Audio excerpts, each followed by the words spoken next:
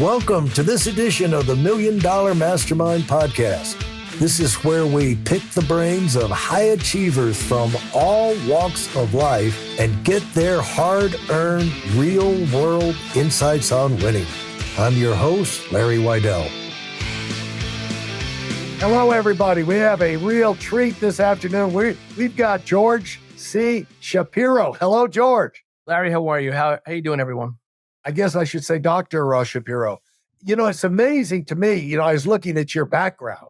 You have been so to kind of accelerate people getting familiar with you and get excited about hearing from you, as we're talking today with a guy who has been an insider in cutting edge medicine for such a long time, knows the ins and outs, and works with so many people in so many different areas of it. He's got his finger on the pulse. Really so many exciting technologies. And, in the past, the fact that you were the chief medical you've done with Cenegenics. Let's just talk about Cenegenics. I remember being on planes and I would see these ads and articles about Cenegenics, and I almost wanted to get on a plane and fly up and go through the program up there because it sounded so exciting what you're doing up there with health up in New York. That's just one of the things. You're named top doctor in New York City. How many doctors are there in New York City? Probably hundreds of thousands. And 2018 as well. So just as a medical doctor, you're named at the top. You've got patents, you've got awards. And I'm curious, do you mind if we dial back, George? How do you start out your career? What's your mindset that puts you on a track for this kind of exciting life? Larry, I can definitely start from the beginning. So my parents were a big part of it. My dad was a Masters racquetball champion. So back in the day when racquetball was a pretty active sport, he kept taking me for racquetball tournaments, believe it or not, on the weekends. And we'd get in the van. I'm a Leolis of 6 children, and we would travel, and all of us played racquetball. And we started getting really good at it. And this was age 13, 14. And right before that, I was playing paddleball, believe it or not, in Orchard Beach in the Bronx. And that's how it really started, becoming an athlete. And I took racquetball to the next level and became, a state champion, a regional champion, a national champion, and then became semi-pro racquetball player. At the same time, I was into martial arts and judo, and also started doing judo tournaments around 13, 14, 15, and went to the Olympics as a junior Olympian. So that started me with really getting extremely confident and in shape. And martial arts are so important when you're younger. It gives you a different perspective in life. And then my mom, at the same time I was doing sports, was pushing science. And friends of mine on the weekends would go out and play. I'd be forced in my room studying. So she really wanted me to be a physician at a young age. And that was my early life, sports and science. So I eventually got into medical school, and it was in New York. I was born in New York. I was born in Bronx Lebanon Hospital, and I did almost all my training in New York. And I was in New York Medical College. In the summers, I went to work in a lab and learned about publishing papers and clinical trials. So I started really early. And I really liked cardiology because it was living on the edge. Cardiac medicine things happen rapidly. And sometimes, unfortunately, people have what's called sudden cardiac death. Their life just ends. And that kind of intrigued me. Why does that happen? Why does someone's life just end like that? So I trained and went into cardiology. I got into Columbia University for my cardiology fellowship, which was in the 1990s the place to be in New York for training. And I had the best professors you could ever imagine from all Ivy League schools, Harvard, Yale, U of P. And I learned cardiology, and I was focusing really on heart transplantation and heart failure. Some of the people you probably know, Dr. Mehmet Oz was working with me, and he was a cardiothoracic surgery fellow as I was a cardiology fellow. And I remember us being on call for like 20 hours straight. We'd go to the hospital on a Monday and come back home on a Wednesday. And after doing this for 15 years, I started to find out I was getting tired. And I didn't know whether I was overworked, working 50 to 80 hours a week, or I was just getting tired. My body was changing. I noticed when I'd wake up in the morning, my back would hurt, my knees would hurt, sort of like when you get the flu where all your joints ache. Then I started getting belly fat. And when I'd exercise, and I was exercising heavy when I was younger, I noticed that I wasn't getting any muscle mass. And for some reason, it wasn't working. I was tired. My drive went down. Motivation went down. Fatigue was present, belly fat. Something was going on. So I wanted to investigate what happens to people as they age. And this was when I was in my 40s. So I went to investigate companies and I found a company you mentioned before, Cenegenics. It was in Vegas. And I actually liked their philosophy. It was optimizing your hormones, your metabolism, exercise, and nutrition. I was eating the wrong foods at the wrong times and the wrong amounts. I wasn't exercising right. I wasn't sleeping well. And it turns out that my hormones were way down. And this is normally what happens with aging. You lose hormones and you lose your metabolism. It slows down and you tend to gain weight, specifically fat, visceral fat around your organs, which is highly inflammatory. And now we know the number one drivers of cardiac disease are inflammation and metabolic dysfunction with high sugar, insulin resistance, belly fat, et cetera. So I became a patient. Within 2 weeks, I felt tremendous. Energy was back. It was like a light went on. And it was hard to believe how good I felt so fast. Within 6 months on the program, my body fat was 44%. It went all the way down to like 14%. And I became really fit again. And I felt like I was 18 again when I was 45. So that started me into believing there's a better way. There's a better way not to just age gracefully, not to just let nature take its course, to really get active and figure out why you're not feeling good and do something about it. So the company Cenegenics decided to expand out of Vegas and Florida and South Carolina to other cities. So New York was one city, and they asked me to be president of New York City. I had an office down at Wall Street and became the president of Cenegenics New York. And I took care of the who's who of celebrities and prime ministers of countries, presidents of countries, CEOs of organizations.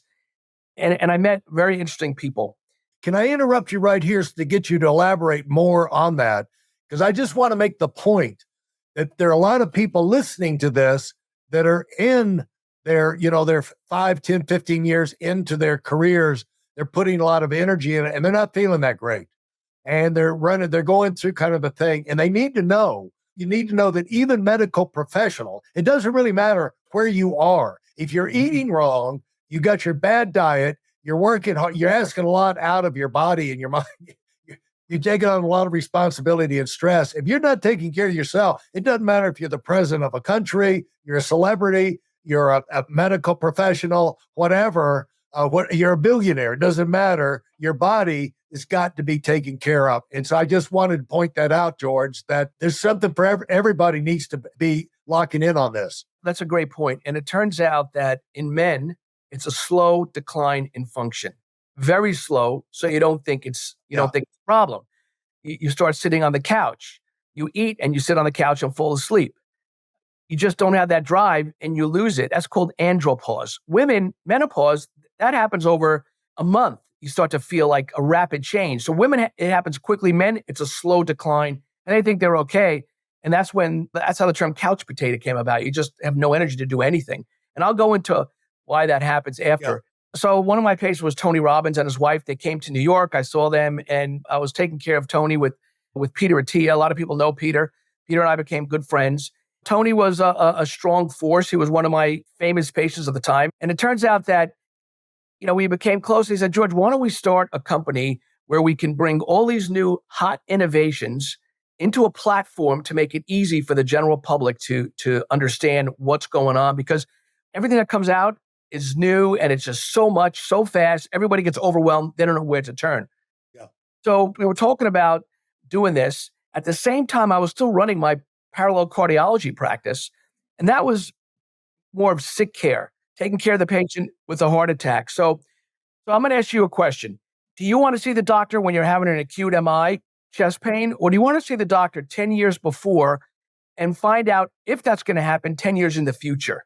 Yeah. So this was this concept that we had. And the big story was, where's medicine? Where was medicine today? And this is going back about 10, 15 years ago. I mean, if you look at medicine, I trained in a great institution with great professors, and I learned medicine with my hands. I didn't have the big fancy machines like MRIs and CAT scans until later on. Initially, we were diagnosing with our hands, and I taught the physical diagnosis course for many years. The otoscope that we look in the ears, do you know when that was invented? 1838. Wow. Stethoscope. Wow. And I love heart murmurs, and I was big in cardiac physical exam. The stethoscope was invented in 1816, the reflex hammer in Wow. 1888. And I was at a conference recently in Israel at the Global Wellness Summit. This woman professor gave a great lecture, and she was talking about women and women changes and instruments for women, examining women. The vaginal speculum was invented, guess when? Roman Empire. So Wow. when you think of these tools for medicine, it's something, we need new stuff. So that's why AI now is so big. But the problem with healthcare, it waits for you to get sick before you get involved. And if you Right. think of today's healthcare checkup, it's once a year. The doctor's in there for 10 minutes. He may be looking at a cell phone or looking at the computer, typing notes. There's limited technology. You think about today's aircraft, okay? There's maintenance continuously, hourly, computer driven, a lot of sensors. I mean, think about the last time you were on the tarmac and you couldn't get off because there was something wrong with the computers. Airplanes are taken care of better than humans. We're born with one life, and chronic disease is a big problem. So when I was started getting involved and listening to, sick care versus well care, this new model that Tony Robbins and Peter Diamandis, Bob Harari, Bill Kapp, myself were talking about was, look at chronic disease in America and look at the cost of chronic disease. Do you know that chronic disease contributes to about 90% of the 4.1 trillion annual health expenditures today? Wow. Mind blowing.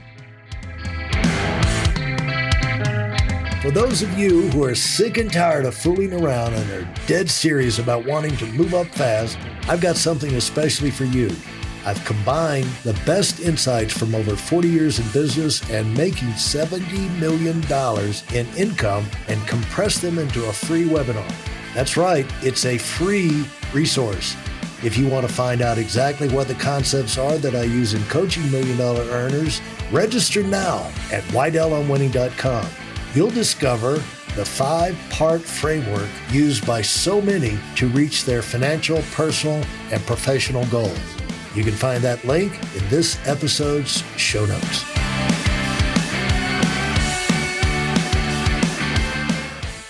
I mean, it's just and everything is really not personalized. It's one size fits all. Does everybody need a statin? Does everybody need a blood pressure pill? So we were talking about doing a company where we can do testing when you're healthy, young age, before you get chronic issues. And that's where we came up with this company called Fountain Life. And so I'm the chief medical innovation officer of Fountain Life and one of the co-founders. And one of the things that I bring to the table is searching the world for the latest and greatest cures and treatments and new innovations. Right before I joined Fountain Life, Bill Kapp is an orthopedic surgeon in Naples, Florida, and he's also a hospital owner. And him and I met at a medical conference. We became close friends. We were lecturing together. And he introduced me to the field of exosomes because he was using it for orthopedic issues. So I started researching what exosomes are. So if you think of stem cells in general, we're born with billions of stem cells.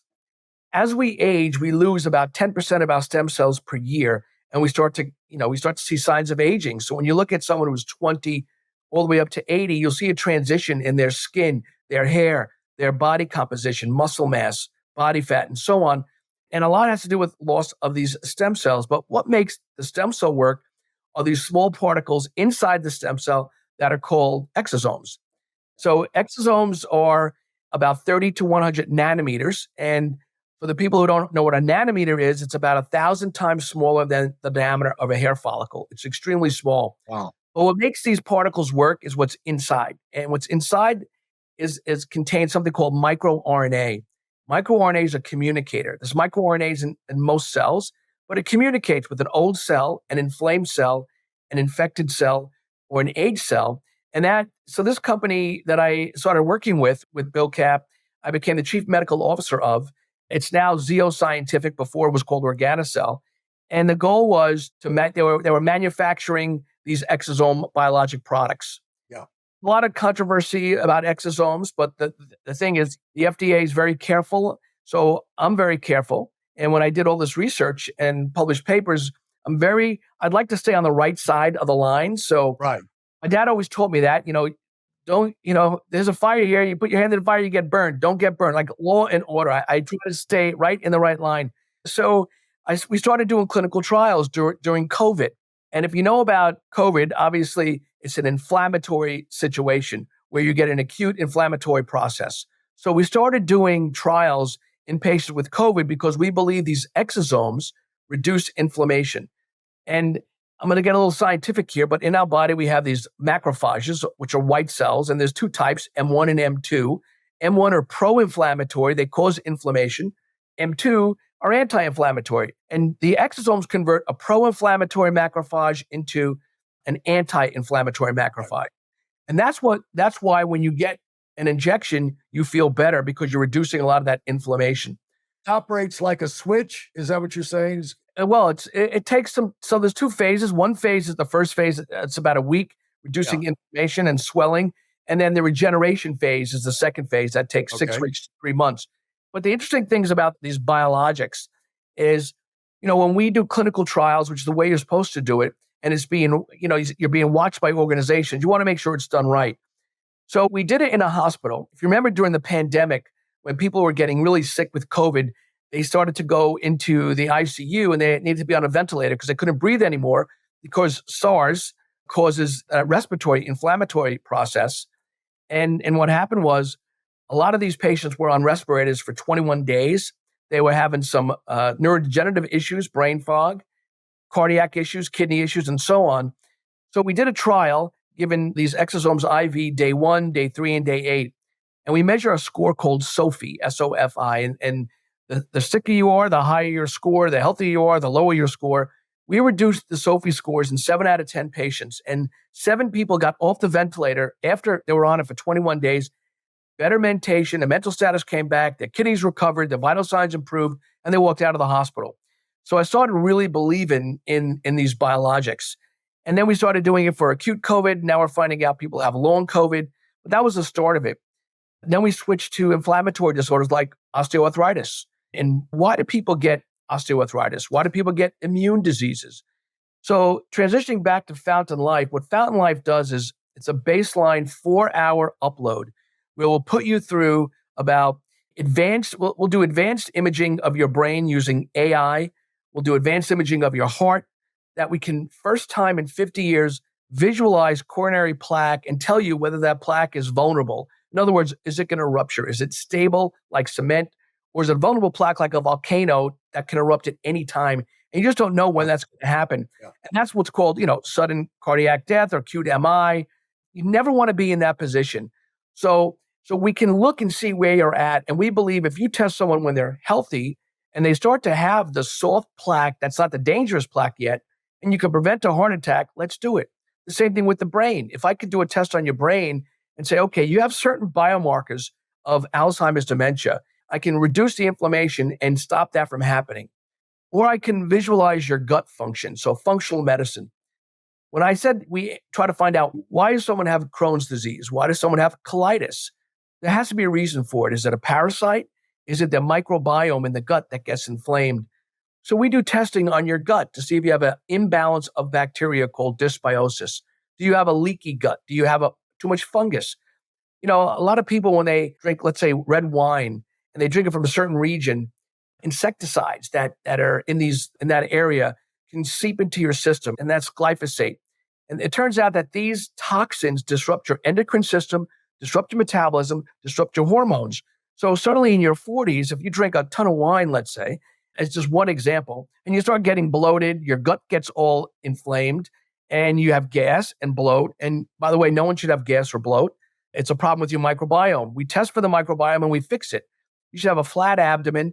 Belly fat is toxic, and a lot comes from toxins. So we'll do an evaluation of your toxins. We'll look at your gut microbiome, and we'll look at your oral microbiome. If you think about it, the mouth is the dirtiest organ in the body, believe it or not. And when you look at bacteria in the mouth, there's a bacteria called Porphyromonas gingivalis, and this has been linked to Alzheimer's dementia. The bacteria will creep up into your brain.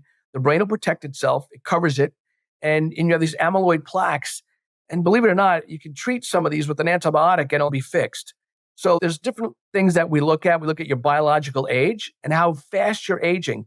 Are you aging by the minute, by the month, by the year? And we can slow down aging and reduce your risk. We have a test that can predict mortality in the next 7 years, believe it or not. So looking at the cellular function or the mitochondria is also very important. And when you have a problem, you just don't want to get a medicine for it. You want to find out why. And that's what we Yeah. do. We answer the why. And most doctors don't do that. So we want to evaluate you when you're healthy. It's called well care, proactive, not reactive. I think medicine's broken. I know hospitals aren't liking what we're doing because they're involved in sick care business, pharmaceutical companies, sick care. But if there's one death every 34 seconds from a heart attack, and it's the leading cause of death currently in this country, do you think we should fix that? I don't know if you know some of these stats, but 1 in 3 people, the first sign of heart disease is a heart attack. Did you know that? I don't know if you knew that. I had heard that the first heart attack is usually the one that gets you. You usually don't survive the first one. I don't know if that's accurate. 50% of people, the first heart attack is their last. That's it. It's fatal. And then you don't hear about it that much because they're dead. It's not that a topic of conversation. No, and a lot of people don't realize we're born with one body. Let's not do anything to destroy it. Do you have any idea how many blood vessel miles we have in our body? No. 60,000 miles of blood vessels in our body. Wow. And the blood vessels are key. And there's a lot of new things that's happening that we're finding out with blood vessels. Blood vessels contain something called heparin, HEPARAN sulfate. And this has been shown to bind pathogens.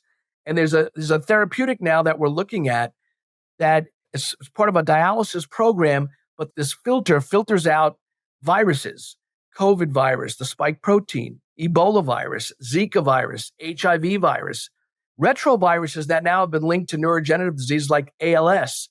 Not only does it remove pathogens like viruses, removes bacteria, the flesh-eating bacteria, the bacteria that kills people in the ICU. And it also now has been shown to remove circulating tumor cells. Let's just shift to cancer for a second. Everyone thinks that you get cancer, it's over. Cancer's changed. The cancer starts with the primary, and that's easily treated if it's in a certain location. If it's in a lateral part of your lung, you can do surgery and cut it out. What makes cancer so deadly is the spread, the metastasis. Those circulating tumor cells are satellites, and they all communicate with each other. And what they do is they're resistant to chemo and they're resistant to radiation. So this filter reduces the amount of these circulating tumor cells from metastatic sites by 10x. And if you keep doing that, it's called subtractive therapy. You're removing the pathogen and letting your own immune system that is strong when you're younger, it gets damaged when you have a gut issue, and then it gets really weak as you age, but now it gets powerful again and it can be deployed and kill that cancer. So blood vessels are important, and we do things to damage our blood vessels, believe it or not. If you think of an ice skating rink, how smooth that is, that should be the lining of your blood vessel. If you think of a gritty floor with epoxy paint and sand on it that dries, that is a hypertensive patient, and plaque joins it, plaque starts on it. And the plaque and the interruption in the blood vessels is what leads to so many of these, the strokes, so many of these devastating injuries. Right. So if we can early detect plaque, I mean, really early where you have minor plaque stage 1 and prevent you from getting stage 3, that's a big deal. So I like to walk the walk. I like to do all the testing myself. So I decided to do this new cardiac test and look at plaques. And I had 0 calcium scores 5 years in a row because calcium measures the calcium in your body. The problem is you usually do not get calcium until you're older. Right. So I had 0 calcium scores. Then I find out I did this plaque test that I have plaque in my proximal vessels, which are the beginning, and there was inflamed plaque. And I was like, I couldn't believe it. I thought I was bionic. I always exercised. I had a bad issue in my 40s, but I got back in shape again, and I couldn't believe it. So I started aggressively going back to better nutrition, more exercise, watching what I'm eating, improving my saturated fats. And then I noticed that in 1 year, I reversed plaque and melted away the dangerous inflamed plaque. And I prevented myself from getting a heart attack and possibly a stent 5 years down the road. So we can do this. What's really interesting is data, gathering the data. What we're doing right now is we have about 4,000 patients that we looked at who came in and got this heart test. And you won't even believe the biomarkers associated with plaque are not the typical things you would think. Everyone thinks it's the LDL cholesterol level or your total cholesterol level or your triglyceride level. they're associated, but the main drivers of plaque, number one, hemoglobin A1C. It's the amount of sugar attached to your red cells. It tells me how much your sugar is over 3 months. Uric acid is a big mediator of plaque. Homocysteine. I once thought that was nonsense, but it's true. It's a big correlator of plaque volume. Something called oxidized ApoB is how sticky your LDL cholesterol is, but it's the inflamed LDL cholesterol. And uric acid is also a marker. Insulin, believe it or not, is a big marker of plaque. Really? Called insulin resistance. So if you put all those together, it's inflammation and metabolic dysfunction. So that's the typical metabolic syndrome. People who have belly fat. You walk around the malls, you walk around the amusement parks, what do you see? You see more people in wheelchairs with obesity. And then you say, okay, why? If we want to try to do something healthy for this world, we need to reduce obesity. But what's the cause of it? Got to answer that question. Why are people obese? Number one, lack of exercise. Number two, eating the wrong foods with high fructose corn syrup. Sugar was the detriment to this society. Sugars are bad. Sugars are toxic. Sugar is poison. We need to really focus in on what you're eating.